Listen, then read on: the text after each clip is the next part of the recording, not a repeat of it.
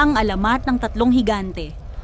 Noong unang panahon, may tatlong higante na naninirahan sa isang malayong bundok. Sina higanting bato, higanting apoy, at higanting hangin. Kilala sila sa buong nayon dahil sa kanilang lakas, ngunit natatakot ang mga tao sa kanila. Higanting bato, malakas ang tinig. Ang bundok na ito ay akin. Walang sino man ang makalapit. Higanting apoy.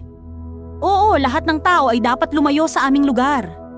Higanting hangin. Walang makakatalo sa aming lakas.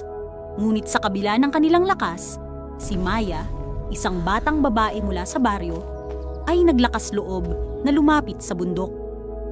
Maya, matapang. Huwag po kayong matakot sa amin mga higante. Hindi po namin kayo sasaktan. Gusto lang po naming makipagkaibigan.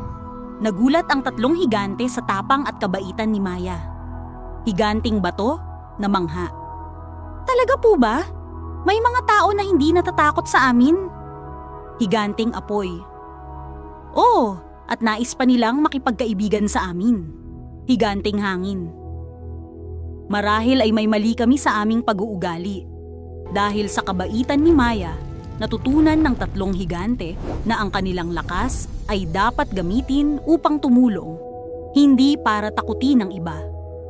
Simula noon, nagbago ang kanilang mga puso at naging tagapangalaga ng bundok at ng buong baryo. Maya, masaya. Mas masaya po ang bundok kapag nagtutulungan tayo at nagmamalasakit sa isa't isa. Aral ng kwento. Ang lakas at kapangyarihan ay dapat gamitin sa kabutihan at pagtulong sa iba, hindi sa pananakot. Ang tunay na lakas ay nasa pagiging mabuti at mapagmalasakit. Para updated ka sa mga istorya na aming ilalabas, huwag kalimutan ang subscribe. Maraming salamat!